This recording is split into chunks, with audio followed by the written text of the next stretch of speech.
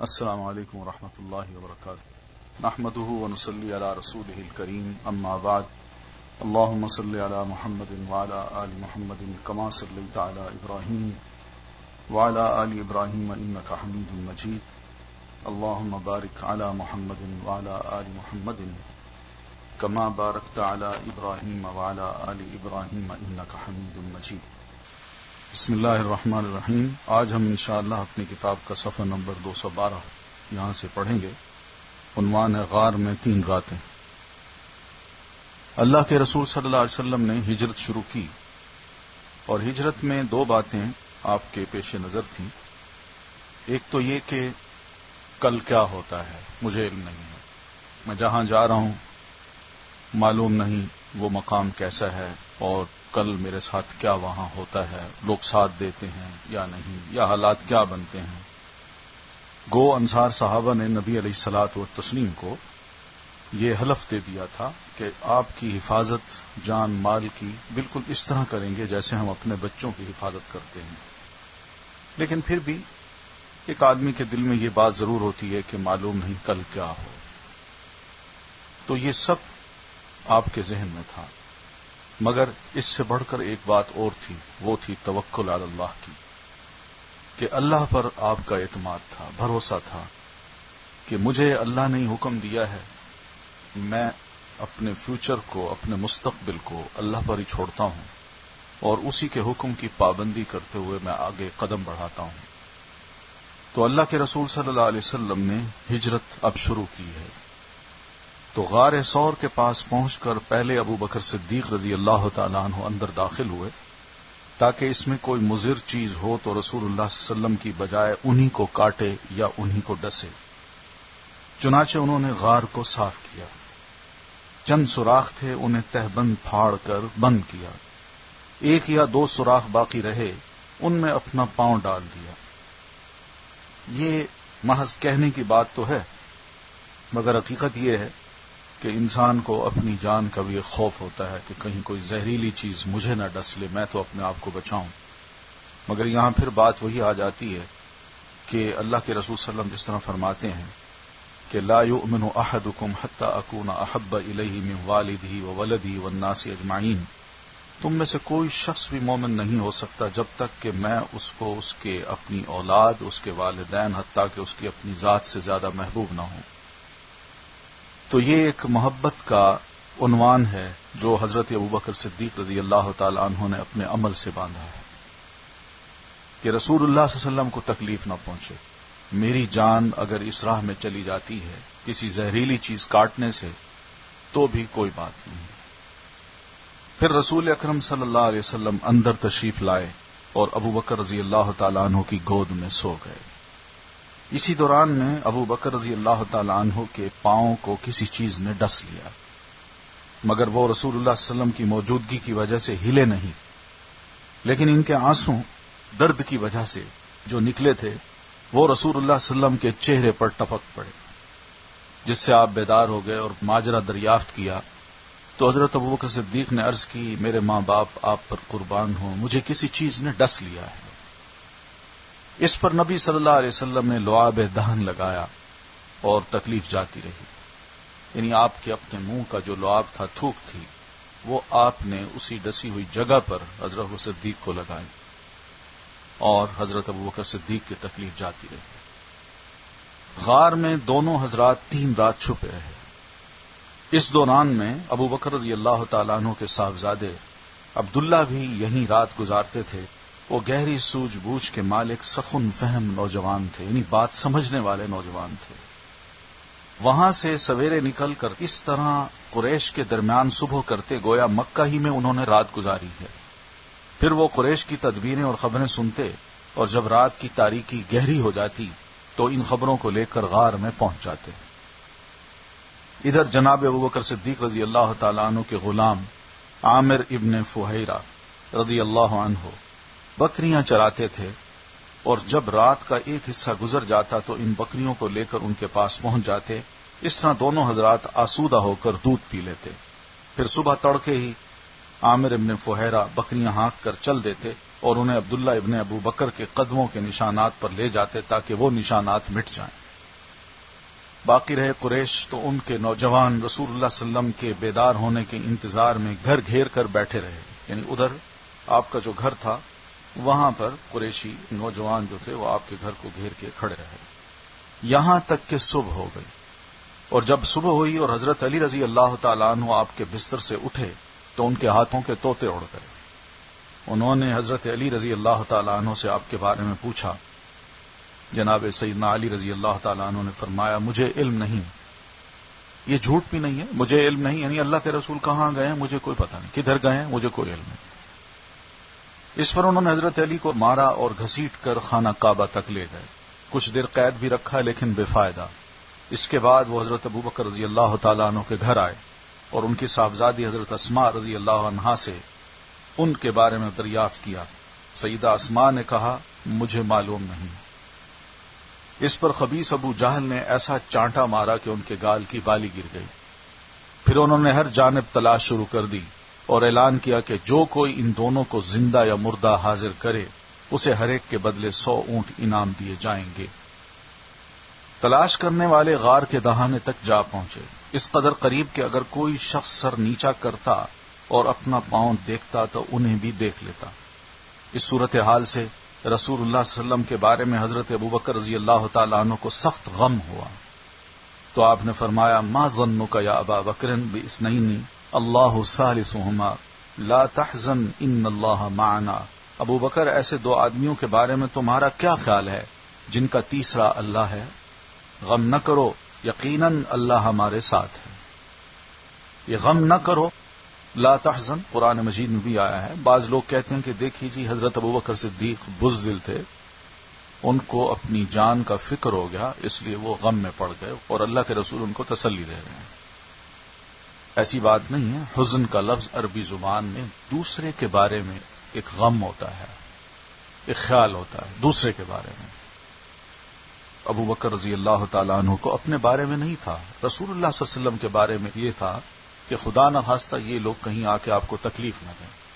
تو اس وجہ سے نبی علیہ الصلوۃ والتسلیم نے خود بھی وہی لفظ استعمال کیا اور اللہ تعالیٰ نے بھی ان کے دل کی حالت کو جانتے ہوئے یہ لفظ استعمال کیا کہ لا تحزن، ابو بکر میرے بارے میں غم نہ کرو، مجھے پتا ہے تمہیں اپنی ذات کا فکر نہیں ہے لیکن میرے بارے میں تمہیں غم ہے کہ کہیں یہ لوگ آ کے مجھے تکلیف نہ دیں، مت گھبراؤ، اللہ ہمارے ساتھ ہے۔ سوموار کی رات، ربیع الاول سن 1 ہجری کی چاند رات، وہ رہنما عبداللہ ابن اریقط اللیثی جو مشرک تھے وعدے کے مطابق سواریاں لے کر جبل ثور کے دامن آیا اور رسول اللہ صلی اللہ علیہ وسلم اور حضرت ابوبکر رضی اللہ تعالیٰ عنہ نے کوچ فرمایا۔ ان کے ساتھ عامر ابن فہیرہ بھی تھے۔ یہ رہنما یعنی راہ دکھانے والا پہلے جنوب کی جانب یمن کے رخ پر دور تک چلا، پھر پچھم یعنی مغرب کی طرف مڑا اور ساحل سمندر کا رخ کیا۔ ساحل کے قریب پہنچ کر شمال کی طرف مڑ گیا اور ایک ایسے راستے پر چلا جس پر شاذ و نادر ہی کوئی چلتا تھا۔ اس رات بھر اور پھر آدھے دن تک مسلسل سفر جاری رہا۔ جب راستہ خالی ہو گیا تو نبی صلی اللہ علیہ وسلم نے ایک چٹان کے سائے میں استراحت فرمائی۔ یہاں دیکھیے یہ نقشہ دیکھیے پچھلے پیج پر ہی کہ کس طرح یہ نیچے سے جبل ثور سے نکلے ہیں اور کتنی بڑی عقل مندی ہے اس شخص کی کہ جو راستے ہیں ان راستوں کے ارد گرد وہ لوگ تلاش کر رہے ہیں نبی علیہ الصلوۃ والتسلیم کو، لیکن یہ کس طرح نبی علیہ الصلوۃ والتسلیم کو اسی علاقے میں ہی ذرا ہٹ کے راستوں سے کافی دور ہٹ کے بچتا بچاتا اور کراس کرتا نبی علیہ الصلوۃ والتسلیم کو مدینہ پہنچاتا ہے۔ تو حضرت ابوبکر صدیق رضی اللہ تعالیٰ عنہ نے گرد و پیش کا جائزہ لیا۔ اس دوران ایک چرواہا آیا، ابوبکر رضی اللہ تعالیٰ عنہ نے اس سے دودھ دہوایا اور جب نبی صلی اللہ علیہ وسلم بیدار ہوئے تو آپ کو اتنا دودھ پلایا کہ جی خوش ہو گیا، پھر وہاں سے آگے چل پڑے۔ غالباً دوسرے دن معبد کے خیمے سے گزر ہوا۔ یہ قدید کی طرح اطراف میں مشلل کے پاس ہوا کرتی تھی۔ مشلل مکہ سے تقریباً 130 کلومیٹر دور ہے۔ آپ نے معبد سے پوچھا ہل عندک شیء، کیا تمہارے پاس کچھ ہے؟ اس نے میزبانی سے معذرت کی اور بتایا کہ بکریاں دور دراز گئی ہوئی ہیں، قحط کی وجہ سے جہاں گھاس دور دراز ملتی ہے وہاں گئی نہیں ہیں۔ ادھر خیمے کے گوشے میں ایک بکری تھی جسے کمزوری نے ریوڑ سے پیچھے چھوڑ رکھا تھا اور اس میں دودھ کا ایک قطرہ بھی نہ تھا۔ رسول اللہ صلی اللہ علیہ وسلم نے اجازت لے کر اسے دوہا تو اس نے اس قدر دودھ دیا کہ ایک بڑا سا برتن بھر گیا جسے پوری ایک جماعت بمشکل اٹھا سکتی تھی۔ آپ صلی اللہ علیہ وسلم نے اسے پہلے تو ام معبد کو پلایا، وہ آسودہ ہو گئیں یعنی سیر ہو گئیں، تو اپنے ساتھیوں کو پلایا، حضرت ابو بکر کو اور عبداللہ ابن عریقط کو اور ساتھ ہی غلام کو جو عامر ابن فہیرہ تھے۔ وہ بھی آسودہ ہو گئے، سیر ہو گئے تو خود پیا اور دوبارہ دوہ کر برتن بھر دیا اور اسے ام معبد کے پاس چھوڑ کر روانہ ہو گئے۔ ام معبد کا شوہر واپس آیا تو دودھ دیکھ کر اسے تعجب ہوا۔ دریافت کیا تو ام معبد نے پوری بات بتائی اور نبی صلی اللہ علیہ وسلم کا سراپا سر سے پاؤں تک اور گفتگو اور طور اتوار نہایت باریکی سے بیان کیے۔ اس پر ابو معبد بول اٹھا، یہ تو واللہ صاحب قریش ہیں، میرا ارادہ ہے کہ آپ کا ساتھ اختیار کروں اور کوئی راستہ ملا تو ایسا ضرور کروں گا۔ تیسرے روز صبح اہل مکہ نے ایک آواز سنی جو زیریں مکہ سے شروع ہوئی، یعنی مکہ کے نیچے علاقے سے شروع ہوئی اور بالائی مکہ سے گزر گئی۔ لوگوں نے اس کا پیچھا کیا مگر صاحب آواز کو نہ دیکھا، اور وہ کہہ رہا تھا، جزا اللہ رب الناس خیر جزائہ رفیقین حلا خیمتئی ام معبدی ہما نزلا بالبر وارتحلا به وافلح من امسى رفیق محمدی فیا لقصی ما زوى الله عنكم به من فعال لا تجارى وسؤددی لیہنی بنی کعب مکان قناتهم لیہنی بنی کعب مکان فتاتهم ومقعدها للمؤمنین بمرصدی سلو اختکم عن شاتها وانائها فانکم ان تسألوا الشاة تشہدی۔ اللہ جو لوگوں کا پروردگار ہے ان دو ساتھیوں کو بہترین جزا دے جو ام معبد کے خیمے میں اترے۔ وہ دونوں خیر کے ساتھ اترے اور خیر ہی کے ساتھ روانہ ہوئے، اور جو محمد کا رفیق ہوا وہ بھی کامیاب ہوا۔ ہائے قصی، اللہ نے اس کے ساتھ کتنے بے نظیر کارنامے اور سرداریاں سمیٹ دیں۔ بنو کعب کو ان کی خاتون کی قیام گاہ اور مومنین کی نگہداشت کا پڑاؤ مبارک ہو۔ تم اپنی خاتون سے اس کی بکری اور برتن کے متعلق پوچھو، تم اگر خود بکری سے پوچھو گے تو وہ بھی شہادت دے گی کہ محمد واقعی اللہ کے رسول ہیں۔ تو بہرحال یہ ایک تعریفی کلمات ہیں، یعنی بنو کعب جو ام معبد کا اپنا خاندان ہے وہ، اور قصی وہ لوگ جو کہ مکہ کے آپ صلی اللہ علیہ وسلم کی اپنی فیملی کے یا مکی لوگ تھے۔ پھر آپ قدید سے آگے بڑھے تو سراقہ ابن مالک ابن جوشم مدلجی، اس نے قریش کے اعلان کردہ انعام کے لالچ میں اپنے گھوڑے پر بیٹھ کر آپ صلی اللہ علیہ وسلم اور حضرت ابو بکر صدیق رضی اللہ تعالیٰ عنہ کا پیچھا کیا۔ قریب پہنچا تو گھوڑا پھسل گیا اور سراقہ نیچے آ رہا۔ اس نے اٹھ کر فال گیری کے تیر دیکھے کہ نقصان پہنچا سکتا ہے یا نہیں۔ تیر وہ نکلا جو ناپسند تھا، لیکن فال بد کی پرواہ کیے بغیر وہ سوار ہو کر اور آگے بڑھا۔ جب اس قدر قریب پہنچ گیا کہ آپ کی قرات سننے لگا اور آپ التفات یعنی توجہ نہیں فرما رہے تھے، جبکہ ابو بکر رضی اللہ تعالیٰ عنہ بار بار مڑ کر اس کی طرف دیکھ رہے تھے، تو اس کے گھوڑے کے اگلے دونوں پاؤں زمین میں دھنس گئے، یہاں تک کہ گھٹنوں تک جا پہنچے اور وہ گھوڑے سے گر گیا۔ پھر سراقہ کی ڈانٹ پر گھوڑا اٹھنے لگا تو بمشکل اپنے پاؤں وہ نکال سکا، اور جب وہ سیدھا کھڑا ہوا تو اس کے پاؤں کے نشان سے آسمان کی طرف دھوئیں جیسا غبار اڑ رہا تھا۔ سراقہ نے پھر فالگیری کے تیر نکالے تو پھر وہی نکلا جو ناپسند تھا۔ اس سے اس پر زبردست روب طاری ہو گیا اور اسے یقین ہو گیا کہ نبی صلی اللہ علیہ وسلم کا معاملہ غالب آ کر رہے گا۔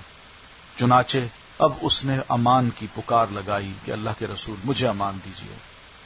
نبی علیہ الصلوۃ والتسلیم اور حضرت ابوبکر رضی اللہ تعالیٰ عنہ دونوں ٹھہر گئے۔ یہ ان کے پاس پہنچا اور بتایا کہ قریش نے کیا طے کیا ہے اور خود یہ کس ارادے سے چلا تھا۔ پھر زاد و متاع پیش کیا، جو اس کے پاس کھانے پینے کی چیزیں تھیں وہ نبی علیہ الصلوۃ والتسلیم کو اور ابوبکر کو پیش کیا۔ لیکن نبی صلی اللہ علیہ وسلم نے کچھ نہ لیا، البتہ اس سے اس خواہش کا اظہار ضرور کیا کہ آپ کی بات لوگوں سے چھپائے رکھے، یہ کسی کو پیچھے مت بتایا کہ آپ اسی راستے سے گئے ہیں۔ سراقہ نے پروانہ امن لکھوایا، نبی علیہ الصلوۃ والتسلیم نے اس موقع پر اس کو امان لکھ دی کہ اگر اللہ نے کل موقع دیا کچھ، میں مکہ واپس آیا تو تم امن میں رہو گے، تم دشمنوں میں شامل نہیں ہو۔ آپ نے عامر ابن فہیرہ کو حکم دیا اور انہوں نے ایک چمڑے پر لکھ کر ان کو دے دیا۔ پھر سراقہ واپس ہوا اور جو کوئی تلاش و جستجو میں اسے راستے میں ملا اس سے کہا، میں ادھر کی کھوج خبر لے چکا ہوں، یہاں تمہارا جو کام تھا کیا جا چکا ہے، اور یوں تلاش کرنے والوں کو واپس کر دیا۔ راستے میں بریدہ ابن حسیب الاسلمی رضی اللہ تعالیٰ عنہ سے ملاقات ہوئی، ان کے ساتھ ان کی قوم کے 70-80 گھرانے تھے، وہ سب مسلمان ہو گئے اور نبی صلی اللہ علیہ وسلم کے پیچھے عشاء کی انہوں نے نماز پڑھی۔ بریدہ غزوہ احد کے بعد مدینہ آ گئے تھے۔ مقام عرج، اس سے بھی آپ کا گزر ہوا، ابو تمیم اوس ابن حجر اسلمی کے پاس سے آپ گزرے، یہ قوم کا سردار تھا۔ اس وقت بعض اونٹوں کے تھکنے کی وجہ سے آپ صلی اللہ علیہ وسلم اور حضرت ابوبکر رضی اللہ تعالیٰ عنہ ایک ہی اونٹ پر تھے۔ اوس نے اپنا ایک اونٹ دیا اور اپنے غلام مسعود ابن حنیدہ کو ساتھ روانہ کر دیا، جو مدینے تک آپ کا ہم رکاب رہا۔ احد کے موقع پر بھی اوس نے مشرکین کی آمد کی خبر اپنے اسی غلام کے ذریعے سے رسول اللہ صلی اللہ علیہ وسلم کو بھجوائی تھی۔ اوس مسلمان ہو گیا تھا لیکن عرج ہی میں ہی قیام پذیر رہا۔ وادی ریم میں پہنچے تو حضرت زبیر ابن عوام رضی اللہ تعالیٰ عنہ سے ملاقات ہوئی، جو مسلمانوں کے ایک تجارتی قافلے کے ساتھ شام سے واپس آ رہے تھے۔ انہوں نے رسول اللہ صلی اللہ علیہ وسلم اور ابو بکر رضی اللہ تعالیٰ عنہ کو سفید پارچہ جات پیش کی۔ سوموار 8 ربیع الاول سن 14 نبوت بمطابق سن 1 ہجری کو رسول اللہ صلی اللہ علیہ وسلم قباء میں داخل ہوئے۔ ادھر اہل مدینہ نے جب سے رسول اللہ صلی اللہ علیہ وسلم کی روانگی کی خبر سنی تھی، روزانہ صبح ہی صبح حرہ کی طرف نکل جاتے تھے، کھلا میدان ہوتا تھا اس طرف، اور جب دوپہر سخت ہو جاتی تو انتظار کر کر کے پلٹ آتے تھے۔ ایک روز طویل انتظار کے بعد لوگ اپنے اپنے گھروں کو واپس جا چکے تھے کہ ایک یہودی اپنے چھوٹے سے قلعے کی چھت پر کچھ دیکھنے کے لیے چڑھا۔ کیا دیکھتا ہے کہ رسول اللہ صلی اللہ علیہ وسلم اور آپ کے رفقا سفید کپڑوں میں ملبوس چلے آ رہے ہیں۔ اس نے بے خود ہو کر نہایت بلند آواز سے کہا، عرب کے لوگوں، یہ رہا تمہارا نصیب جس کا تم انتظار کر رہے تھے۔ یہ سنتے ہی مسلمان ہتھیار اٹھا اٹھا کر استقبال کے لیے نکل پڑے اور نبی صلی اللہ علیہ وسلم کی تشریف آوری پر مارے خوشی کے شور برپا ہو گیا۔ اس موقع پر تکبیر کی گونج سنی گئی، لوگوں نے حرہ کا رخ کیا اور وہیں پر آپ سے ملاقات کی۔ پھر آپ دائیں جانے مڑ گئے اور قباء میں بنی عمرو بن عوف میں قیام فرمایا۔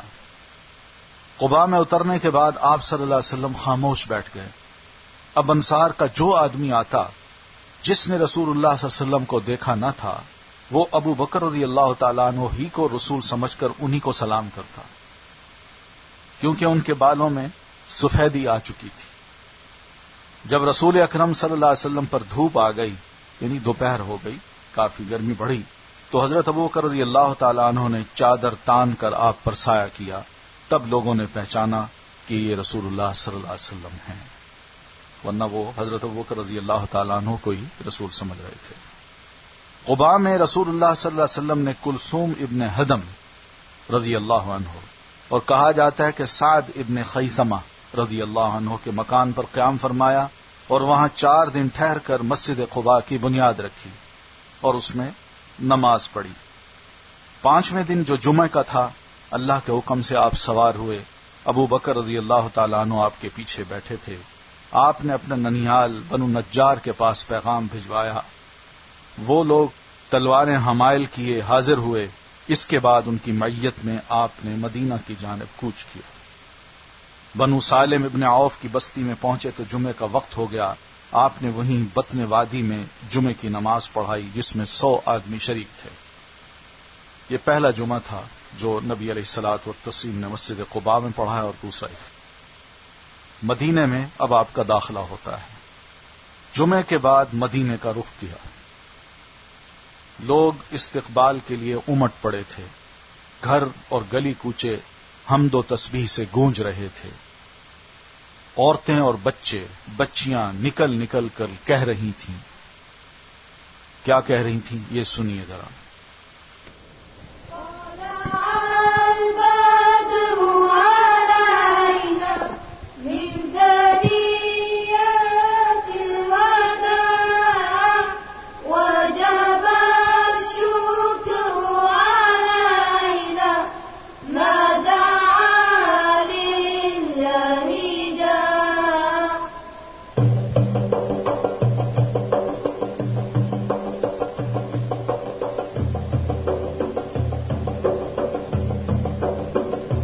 طلع البدر علينا من ثنيات الوداع وجب الشكر علينا ما دعا لله داع.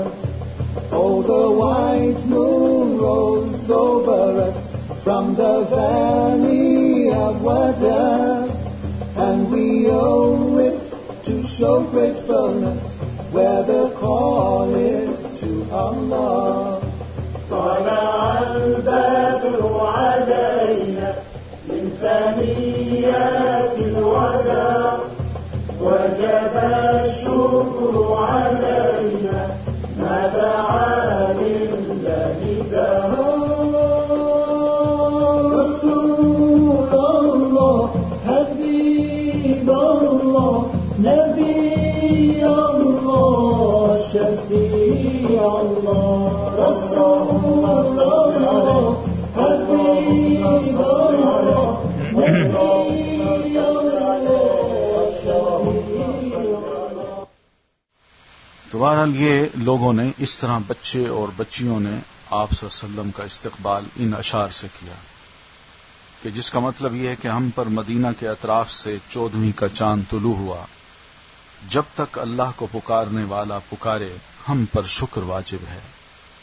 اے ہم میں بھیجے گئے نبی، آپ واجب الاطاعت دین لے کر آئے ہیں. تو رسول اللہ صلی اللہ علیہ وسلم انصار کے جس محلے سے گزرتے، لوگ آپ کی اونٹنی کی نکیل پکڑ لیتے اور عرض کرتے کہ ہر طرح کا سامان اور ہتھیار اور حفاظت فرش راہ ہیں، آپ ہمارے ہاں تشریف لائیے.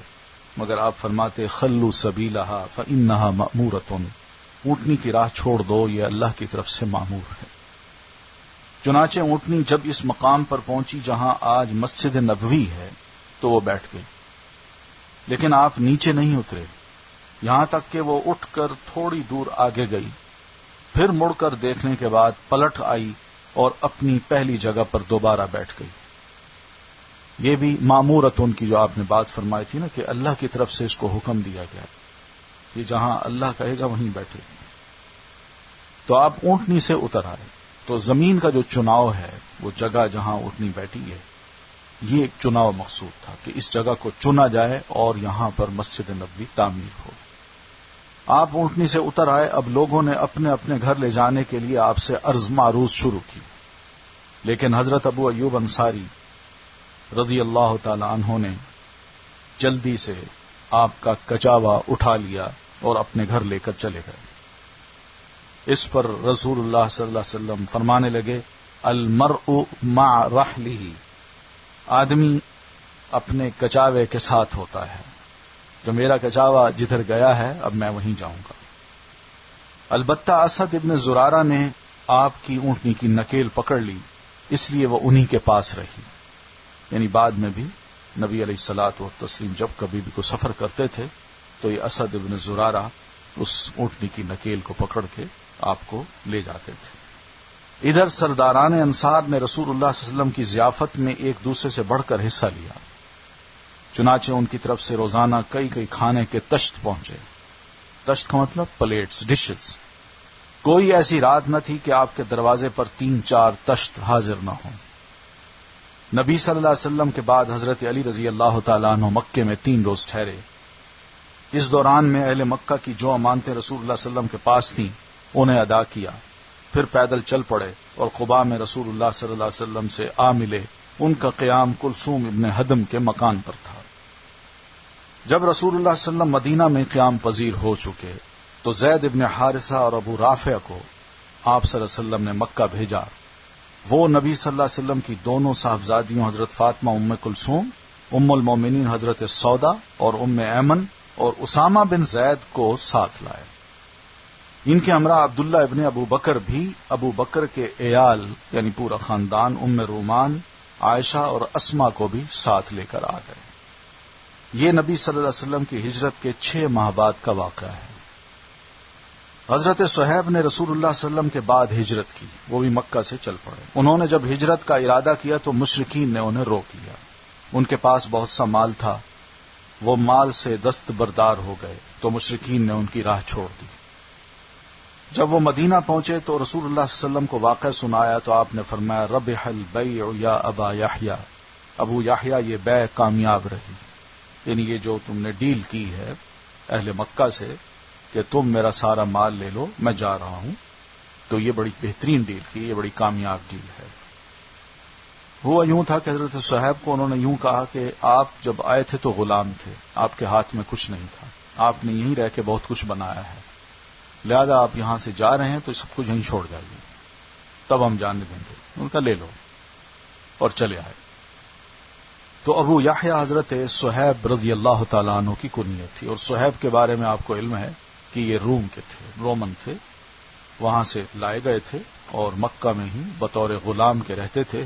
حضرت ابو بکر رضی اللہ تعالیٰ عنہ نے ان کو خریدا، آزاد کیا، پھر وہیں آزادی سے وہ اپنا بزنس بھی کرتے رہے، اللہ نے ان کے مال میں بڑی برکت دی۔ یہ سب کچھ ہوا تو جیلسی میں ان لوگوں نے کہا کہ نہیں، آپ سب کچھ یہاں سے چھوڑ کے جا سکتے ہیں ورنہ ہم آپ کو نہیں جانے دیں گے۔ مشرکین نے بعض مسلمانوں کو ہجرت سے روک رکھا تھا، وہ انہیں ستاتے اور دین سے پھیرنے کی کوشش کرتے تھے۔ انہی میں ولید ابن ولید، عیاش ابن ابو ربیعہ اور ہشام بن عاص رضی اللہ تعالیٰ عنہم تھے۔ یہ کمزور مسلمان تھے۔ رسول اللہ صلی اللہ علیہ وسلم کچھ عرصہ ان کے لیے نماز میں دعا قنوت نازلہ فرماتے رہے، اور جن کفار قریش نے انہیں روکا تھا تو ان پر بد دعا کرتے رہے۔ یہی قنوت کی اصل ہے، یعنی جو ظلم کرے اس کے خلاف بد دعا کی جائے۔ قنوت نازلہ کا مطلب یہی ہے، اور اس میں یہ بنیادی دعا ہوتی ہے جو کہ کی جاتی ہے۔ پھر بعض مسلمانوں نے جرت مندانہ قدم اٹھا کر انہیں کفار کی قید سے چھڑا لیا اور یہ بھی مدینہ آ گئے۔ مہاجرین مدینہ اترے تو جس زمین میں وہ پلے بڑھے تھے اس کی یاد ستانے لگی۔ اس پر مستزاد یہ کہ مدینہ اللہ کی سب سے زیادہ وبا انگیز سرزمین تھی۔ مکہ یاد آنے لگا اور مدینہ میں آئے تو یہاں بڑی وبائیں تھیں، یعنی بڑی بیماریاں تھیں۔ چنانچہ یہاں آنے کے بعد انہیں بخار اور مختلف امراض نے پکڑ لیا، تو مکہ کی یاد بھی لوگوں کو ستانے لگی۔ تو یہ ہم نے سنی ہے نا حدیث اکثر و بیشتر، حب الوطن من الایمان، وطن کی محبت بھی ایمان کا ایک حصہ ہے، سنا نا، جانتے ہیں نا آپ سب لوگ۔ تو یہ حدیث نہیں ہے، یہ محض باتیں ہیں۔ اگر وطن کی محبت واقعی ایسی ہوتی تو نبی علیہ الصلوۃ والتسلیم واپس پلٹ کے جب مکہ فتح ہو چکا تھا تو آپ وہیں رہتے۔ اصل جو چیز تھی وہ ایمان کی بات تھی کہ ایمان کو میں نے محفوظ رکھنا ہے اور ایماندار لوگوں کو ایسے ماحول سے نکالنا ہے جہاں ان پر ظلم توڑا جا رہا ہے، زیادتی کی جا رہی ہے۔ تو آخر نبی صلی اللہ علیہ وسلم نے اپنے پروردگار سے یہ دعا کی، یعنی لوگ بیمار ہو گئے، مہاجر، اور پھر دوسری بات یہ کہ پیچھے بھی کافی ان کے اپنے کاروبار تھے، رشتہ دار تھے، بیوی بچے تھے، چھوڑ آئے تھے، تو وہ چیزیں یاد آنے لگیں ان کو۔ تو آپ صلی اللہ علیہ وسلم نے یہ دعا فرمائی۔ آپ نے فرمایا اللہم حبب الینا المدینۃ کحبنا مکۃ او اشد وصححها وبارک فی صاعها ومدها وانقل حماها فاجعلها بالجحفۃ۔ اے اللہ ہمارے نزدیک مدینہ کو اسی طرح محبوب کر دے جیسے مکہ محبوب تھا، یا اس سے بھی زیادہ محبوب، اور مدینہ کے فضا صحت بخش بنا دے، اور اس کے صاع اور مد یعنی غلے کے پیمانوں میں برکت دے، اور اس کا بخار منتقل کر کے جحفہ پہنچا دے۔ اللہ تعالیٰ نے آپ صلی اللہ علیہ وسلم کی یہ دعا سن لی، مسلمان اپنی امراض سے راحت پا گئے، یعنی اللہ نے ان کو شفا دے دی اور انہیں مدینہ پھر زیادہ محبوب ہو گیا. تو اس طرح اب نبی علیہ الصلوۃ والتسلیم مدینہ میں پہنچ چکے ہیں. اب یہ ہجرت کا ایک سفر ہے جو اللہ کے رسول صلی اللہ علیہ وسلم نے اختیار کیا اور آپ یہاں پہنچے ہیں، بہت سے مسلمان بھی وہاں پہنچے ہیں. چند غور طلب باتیں ہیں، وہ یہ ہے کہ آپ نے جو ہجرت کی ہے یا ایک کانسیپٹ دیا ہے، یہ اللہ تعالی کی طرف سے حکم تھا، اور اللہ کے حکم کو مسلمانوں نے اس طور پر لیا کہ ہم اپنے ایمان کو بچانے کی خاطر اپنے علاقے کو، اپنے کاروبار کو، اپنے رشتہ داروں کو چھوڑ کے ایک ایسے مقام پر جانا چاہتے ہیں جہاں ہم آزادی کے ساتھ اپنے دین پر عمل کر سکیں اور اللہ کی عبادت کر سکیں. یہ ایک بنیادی چیز تھی جس کو دل میں رکھ کے مسلمانوں نے ہجرت کی تھی، اور اس راہ میں جو انہوں نے تکلیفیں اٹھائیں وہ بھی اللہ کی خاطر اٹھانی ہیں. ورنہ دیکھا جائے تو مسلمان ہجرت کر کے کس علاقے میں جا رہے ہیں؟ پہلی بات تو یہ سوچا جائے، کیا وہاں کوئی بزنس تھے؟ وہ ترقی یافتہ شہر تھا؟ کوئی بھی ایسی چیز نہیں تھی. حالانکہ مکہ سے اس کا کم تر مقام تھا، لوگوں کا مکہ میں آنا زیادہ تھا، بزنس مین بھی وہیں زیادہ آتے تھے، اپنے سامان کو جو تجارتی سامان تھا وہ بھی وہیں لے آتے تھے، وہیں بیچتے تھے، اور چند دن کی جو محنت ہوتی تھی انہیں سال بھر کا ایک کھانا پینا مل جاتا تھا. لیکن مدینہ میں کیا چیز تھی؟ مدینہ کی تو یہ حالت تھی جو ہم نے پڑھی ہے کہ مسلمان وہاں پہنچے ہیں، وہاں وبائیں تھیں، مختلف بیماریاں تھیں، اور مسلمان بیمار بھی ہو گئے. پھر دوسرا یہ کہ وہاں کوئی کاروبار نہیں تھا، کوئی مرکز نہیں تھا تجارتی مرکز کے، ادھر ادھر کے لوگ جو وہاں پہنچتے جو ان کو کوئی کشش مدینہ کی ہوتی، کچھ بھی نہیں تھا. تو مسلمانوں نے جس علاقے کی طرف رخ کیا ہے وہ علاقہ کوئی ایسا نہیں تھا کہ وہاں ان کو دنیاوی فائدہ ہو. اس لیے یہ ہجرت جو اللہ کی راہ میں کی گئی ہے اس میں کوئی شک نہیں کہ یہ مخلصانہ ہجرت تھی، محض اللہ کے لیے تھی. اور مسلمان جب وہاں پہنچے ہیں تو پہنچنے کے بعد ہجرت کے جو فائدے ہوتے ہیں ان فائدوں میں کچھ فائدے ان کو یہ نظر آئے کہ ماحول نیا ہے، اور دوسری بات یہ ہے کہ لوگ نئے ہیں. یہاں کیا کیا ہوتا ہے، کس کس چیز کی ضرورت ہے. جو کاروباری لوگ تھے انہوں نے اپنی راہیں نکالی، جو لوگوں کے ساتھ تعلقات کو نبھانا چاہتے تھے انہوں نے اپنی راہیں نکالی، اور نبی علیہ الصلوۃ والتسلیم کو بھی اسی ماحول میں جو ایک نئے جوش، نئے جذبے اور نئے ولولے کے ساتھ اٹھ رہا تھا، آپ صلی اللہ علیہ وسلم کو بھی اسی ماحول میں رہنے اور ان تمام مسلمانوں سے بہترین کام لینے کا موقع اللہ تعالی نے دے دیا. تو اس لیے صحابہ کرام کی اس ہجرت پر یا نبی علیہ الصلوۃ والتسلیم کی اس ہجرت پر بعض لوگ جو اعتراضات کرتے ہیں، سب سے اول بات سوچنے کی یہی ہے کہ کیا نبی علیہ الصلوۃ والتسلیم نے ہجرت کسی ایسے علاقے کی طرف کی جہاں آپ صلی اللہ علیہ وسلم کو مال ملنا تھا، صحابہ کرام کو مال ملنا تھا، یا وہاں جا کے انہوں نے کچھ چیزوں پر قبضے کرنے تھے؟ کوئی بھی ایسی بات نہیں تھی. مدینہ کی مسجد جو بنی ہے، آپ نے اس مسجد کی بھی زمین خرید کے اس پہ مسجد بنائی ہے. انہوں نے کہا ہم اللہ کی راہ میں دیتے ہیں، مال کو نہیں یہ کہا. لیکن نبی علیہ السلام نے فرمایا نہیں، پیسے لو اس کے بعد دیکھیں گے. تو آپ نے قیمت کے مطابق ان کو پیسے دیے، اور اس کے بعد وہیں اسی مسجد کی چار دیواری کے اندر آپ نے ایک نیا حجرہ بنا کے اسی میں رہائش شروع کی. تو مہاجرین اس طرح مدینہ میں آ کے سیٹل ہو گئے، اور مسلمان آپس میں انصار، مہاجرین، اوس اور خزرج یہ مل کے ایک بہت بڑی آہستہ آہستہ طاقت بنتے گئے. جب نبی علیہ الصلوۃ والتسلیم مدینہ منورہ میں قیام پذیر ہو چکے تو دعوت اللہ کے ساتھ ساتھ وہاں کے دینی اور دنیوی امور کو بھی آپ نے منظم کرنا شروع کر دیا. اب دینی معاملات تھے ان کو بھی آپ نے منظم کیا، دنیاوی معاملات تھے ان کو بھی. تو اس سلسلے میں آپ کا سب سے پہلا قدم یہ تھا کہ آپ نے مسجد نبوی کی تعمیر شروع کی، اور اس کے لیے وہ زمین خریدی جس پر آپ کی اونٹنی بیٹھی تھی. یہ 2 یتیم بچوں کی زمین تھی، تقریباً 100 ہاتھ لمبی اور 100 ہاتھ چوڑی. اس میں مشرکین کی چند قبریں بھی تھیں، کچھ ویرانہ تھا، کھجور اور غرقت کے چند درخت بھی تھے. آپ نے قبریں اکھڑوا دیں، ویرانہ ختم کرا دیا، درخت اور کھجوریں کٹوا دیں، اور انہیں قبلے کی جانب لگوا دیا۔ بنیاد تقریباً 3 ہاتھ کھدوائی، دیواریں مٹی اور کچی اینٹوں سے اٹھوائیں، دروازے کے دونوں بازو پتھر کے لگائے گئے، چھت کھجور کی شاخوں کی اور شہتیر کھجور کے تنوں کے، فرش پر ریت اور کنکریاں بچھائی گئیں۔ مسجد میں 3 دروازے رکھے گئے، قبلہ شمال میں بیت المقدس کی طرف تھا۔ تعمیر کے لیے رسول اللہ صلی اللہ علیہ وسلم مہاجرین اور انصار کے ساتھ خود پتھر اور اینٹیں ڈھوتے تھے۔ آپ رجز پڑھتے اور مہاجرین و انصار بھی رجز پڑھتے، اس سے ان کی تیزی اور بڑھ جاتی تھی۔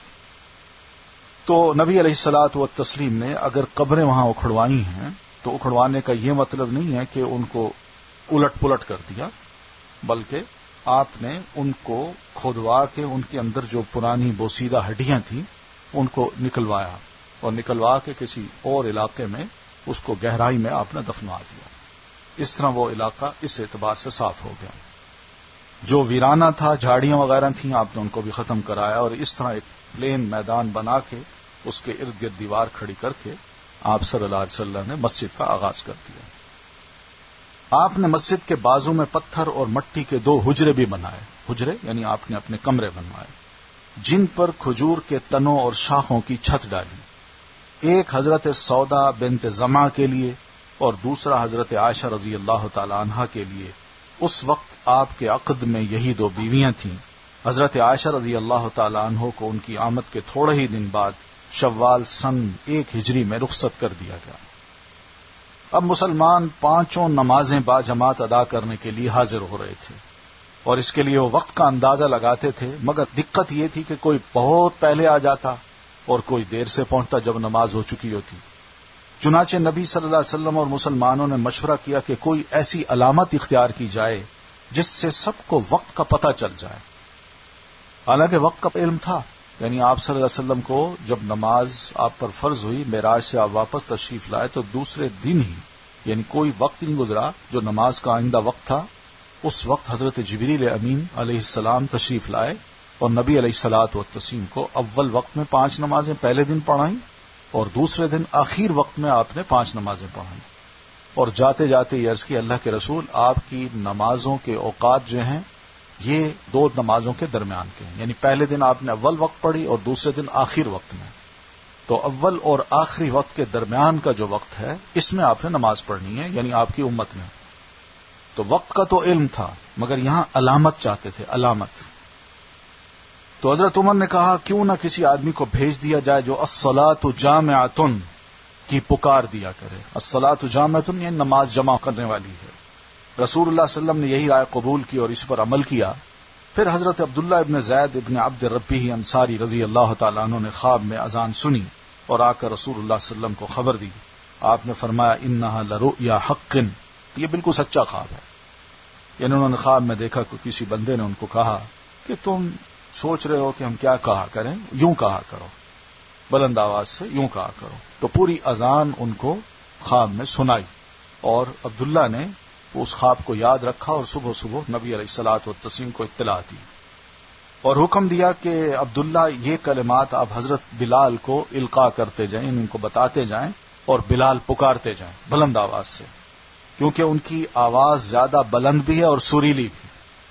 چنانچہ حضرت بلال رضی اللہ تعالیٰ عنہ نے اذان کہی، ان کی آواز سن کر حضرت عمر جو لیٹے ہوئے تھے، سوئے ہوئے تھے، اپنی چادر گھسیٹتے ہوئے آئے اور عرض کی اللہ کے رسول واللہ میں نے بھی اسی طرح کا خواب دیکھا ہے۔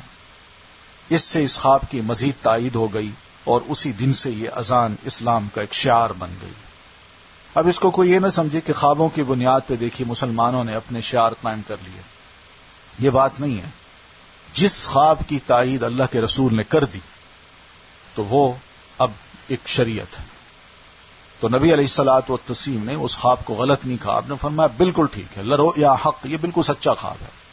اس لیے اسی خواب کو سچ قرار دیا آپ نے اور تمام مسلمانوں نے بغیر کسی اعتراض کے اس کو قبول کیا۔ اور پھر اس کی تائید اللہ تعالیٰ نے قرآن مجید میں بھی اتار دی کہ اذا نودی للصلاۃ من یوم الجمعہ، کہ جب نماز جمعہ کے لیے جمعہ کے دن اذان دی جائے تو اذان کی تائید اللہ تعالیٰ نے قرآن مجید میں بھی کر دی۔ تو اس لیے یہ خواب نہیں ہے، یہ نبی علیہ الصلوۃ والتسلیم کی تائید نہ ہوتی تو یہ خواب خواب ہی رہتا. آپ نے اس کی تائید فرمائی، اللہ تعالیٰ نے بھی اس کی تائید فرمائی، اس وجہ سے یہ ایک حقیقت ہے کہ مسلمانوں کا شعار ہے جو وحی پر مبنی ہے. تو انشاءاللہ باقی باتیں ہم کریں گے. سبحانک اللہم بحمدک نشہد ان لا الہ الا انت نستغفرک ونتوب الیک. السلام علیکم ورحمۃ اللہ وبرکاتہ.